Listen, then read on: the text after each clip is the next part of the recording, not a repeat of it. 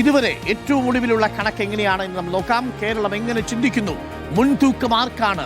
ആരാണ് കേരളം ഭരിക്കാൻ പോകുന്നത്? കേരളം എങ്ങോട്ട്? കാറ്റ് വീശുന്നത് ഇടത്തോട്ടോ UDF അനുകൂലമായോ? LDF എത്ര വരെ സീറ്റുകൾ കിട്ടാം? NDAക്ക് എത്ര വരെ സീറ്റുകൾ കിട്ടാം? UDF എത്ര സീറ്റുകൾ കിട്ടാം? കേരളം എങ്ങനെ ചിന്തിക്കുന്നു?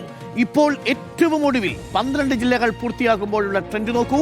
53 വരെ 3 മുതൽ 65 വരെ സീറ്റുകൾ LDF, 49 മുതൽ 62 സീറ്റുകൾ വരെ UDF. എന്ന് പറഞ്ഞാൽ നെക്ക് ടു നെക്ക്.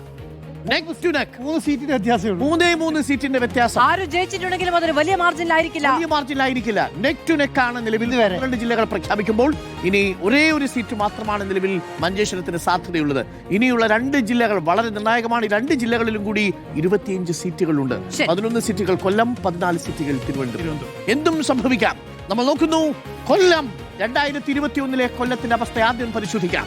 2021 ആകെയുള്ള 11 ഇടങ്ങളിൽ 9 ഇടങ്ങളിലും LDF തൂത്തുവാരി. കുണ്ടറയും കരുനാഗപ്പള്ളിയും ഒഴിച്ച് ബാക്കിയുള്ള 9 മണ്ഡലങ്ങളും LDFന്റെ തേരോട്ടം കണ്ട ജില്ലയാണ്. 2 മണ്ഡലങ്ങൾ മാത്രം UDFന് അനുകൂലമായി വിധി എഴുതിയ 2021 നിന്ന് 2026 എത്തുമ്പോൾ കൊല്ലം എന്താണ് കാത്തുവെച്ചത്? പക്ഷേ കൊല്ലത്ത് എപ്പോഴും ഒരു പ്രശ്നമുണ്ട്. നിയമസഭാ തെരഞ്ഞെടുപ്പിലും ലോക്സഭാ തെരഞ്ഞെടുപ്പിലും 2 തരത്തിലുള്ള നിലപാടുകൾ എടുക്കുന്ന ജില്ലയാണ് കൊല്ലം.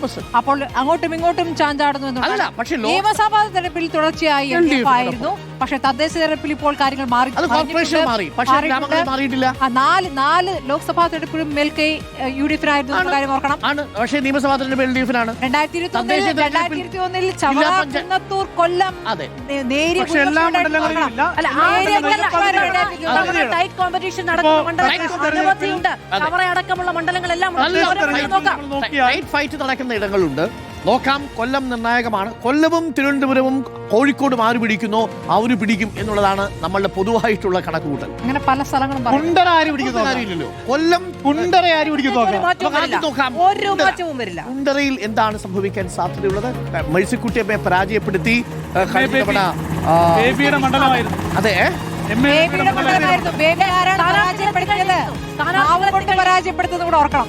ശരി, LDFന്റെ SL സജികുമാറാണ്, UDFന്റെ PC വിശ്വനാഥാണ്, NDAയുടെ റോബിൻ രാധാകൃഷ്ണൻ. 2021 4523 വോട്ടിനാണ്. അന്ന് ആഴക്കടൽ മത്സ്യബന്ധനം അടക്കമുള്ള വിഷയങ്ങളിൽ വലിയ ചർച്ചകൾ നടന്നിരുന്നു. മേഴ്സിക്കുട്ടിയമ്മ അവിടുത്തെ കശുവണ്ടി തൊഴിലാളികൾക്കിടയിലും തീരദേശത്തെ മത്സ്യത്തൊഴിലാളികൾക്കിടയിലും ഒക്കെ വളരെ നായർ വോട്ടുകൾ ഗണ്യമായിട്ടുള്ളൊരു മണ്ഡലമാണ് കുണ്ടറ. നമ്പർ 1. നമ്പർ 2, കശുവണ്ടി തൊഴിലാളികൾ ഏറ്റവും മാറിക്കൊണ്ടിരിക്കുകയാണ് കുണ്ടറ. പക്ഷെ നോക്കൂ, ആ കശുവണ്ടി തൊഴിലാളികളുടെ ട്രേഡ് യൂണിയൻ നേതാവാണ് CPM എത്തിയിരിക്കുന്ന സജികുമാർ.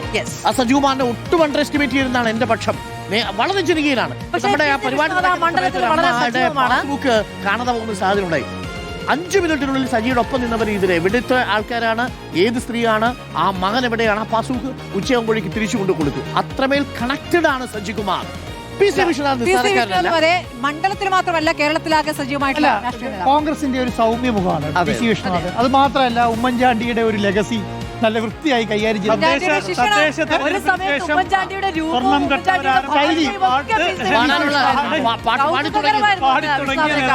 PC വിശ്വനാഥാണ് ആദ്യമായിട്ട് പാടി തുടങ്ങുന്നത്. അത് മാത്രമല്ല ഈ തെലങ്കാന ഇലക്ഷനിൽ PC വിശ്വനാഥിന് നല്ല റോളുണ്ട്.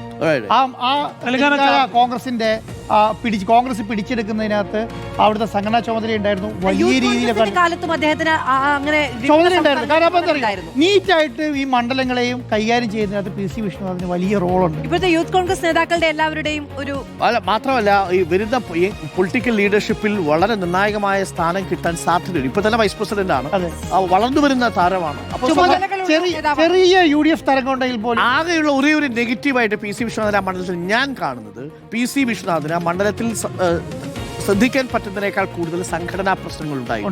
ആ സംഘടനാ ചുമതലകൾക്ക് വേണ്ടി നിരന്തരം യാത്ര ചെയ്തു. പക്ഷേ മണ്ഡലത്തിൽ 21 ഹൈമാസ്ക് ലൈറ്റ് വന്നിട്ടുണ്ട്. അവിടെ ചെറിയ ചെറിയ വികസന പ്രവർത്തനങ്ങൾ നടത്തിയിട്ടുണ്ടെന്ന് പറയുന്നു. പക്ഷേ സജിയൊക്കെ ചൂണ്ടിക്കാണിക്കുന്നത് മണ്ഡലത്തിൽ PC വിശ്വനാഥൻ ഉണ്ടായിരുന്നില്ല എന്ന്. അതുകൊണ്ടാണോ എന്നറിയില്ല, തദ്ദേശ തെരഞ്ഞെടുപ്പിൽ അവിടെ LDFനാണ് ലീഡ്. പക്ഷെ അവിടെ ഒരു പ്രശ്നം തരും. പ്രശ്നം തരും മാധു. അതായത് അപകടകരമായ സിഗ്നൽ, വാർണിംഗ് സിഗ്നൽ PC വിശ്വനാഥനുണ്ട്. എന്താണെന്ന് വെച്ചാൽ കോർപ്പറേഷൻ പിടിച്ചു, കോർപ്പറേഷൻ UDF പിടിച്ചു. കോർപ്പറേഷൻ കഴിഞ്ഞാൽ തൊട്ടടുത്ത് കിടക്കുന്ന തദ്ദേശം, അത് കോർപ്പറേഷൻ കഴിഞ്ഞാൽ തൊട്ടടുത്ത് കിടക്കുന്നതാണ് കുണ്ട്ര. കോർപ്പറേഷനും ഈ കുണ്ട്രയും അതിന് പങ്കിടുക. ആ കുണ്ട്രയില് LDF ലീഡ് ചെയ്തു എന്ന് പറഞ്ഞാൽ ചെറിയ കാര്യമല്ല. അപ്പൊ അതുകൊണ്ട് സജിയെ പോലെ ഇടത് മണ്ഡലമാണ്. അവിടെ ഇത്തവണ തദ്ദേശത്തിൽ 4ഇടത്ത് UDF-ഉം LDF 3ഇടത്തുമാണ് ജയിച്ചത്. പോരാത്തതിന് കോർപ്പറേഷൻ UDF-നൊപ്പം പോയി. ഇനിയും വലിയ ആധിപത്യം അവിടെ ഉണ്ടെങ്കിൽ വെച്ചോളൂ. കൊല്ലം ജില്ലയിൽ നല്ല ശക്തമായ മത്സരം. അല്ല അവിടെ പിന്നെ UDF ട്രെൻഡ് ഇല്ലെങ്കിൽ ശക്തമായ മനസ്സിലായി. UDF ട്രെൻഡ് ചെറുതായിട്ടെങ്കിൽ തന്നെ UDF ട്രെൻഡ് ഉണ്ടായപ്പോഴാണോ പി സി വിശ്വനാഥ് ജയിച്ചത്? പക്ഷെ അപ്പൊ അന്ന് പി സി വിശ്വനാഥ് കുണ്ട്രയുടെ പ്രതികരിച്ചിട്ടില്ല. ഇപ്പൊ കുണ്ട്രയിലെ ആളുകൾ മേഴ്സിക്കുട്ടിയമ്മയും പി സി വിശ്വനാഥിനെ കമ്പയർ ചെയ്ത് തുടങ്ങി. ശരി, അപ്പോ എങ്ങനെയാണ് ട്രെൻഡ് നോക്കാം. കുണ്ട്രയിൽ എന്ത് സംഭവിക്കും എന്നുള്ളതാണ്. കുണ്ട്രയിൽ എന്തും സംഭവിക്കാം എന്നുള്ളതാണോ, ബലാബലമാണോ, അതോ കുണ്ട്രയിൽ ഇപ്പോൾ ഏറിയ സാധ്യത? അതായത് ജെ മേഴ്സിക്കുട്ടിയമ്മയും പി സി വിശ്വനാഥിനെയും ആദ്യം കമ്പയർ അതേ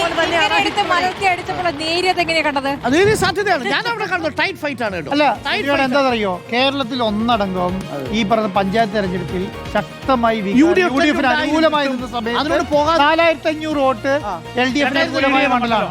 അതൊരു വലിയ ഫാക്ടറാണ്. ഉണ്ടായിരുന്ന തദ്ദേശ തെരഞ്ഞെടുപ്പിൽ LDF പിടിച്ചു നിർത്തിയ മണ്ഡലങ്ങൾ ഉണ്ടെങ്കിൽ അത് സൂക്ഷിക്കണം UDF. നമ്മൾ ഇപ്പോൾ പല മണ്ഡലങ്ങളിലും UDF-ന്റെ വിജയ സാധ്യത ട്രെൻഡ് അനുകൂലമായി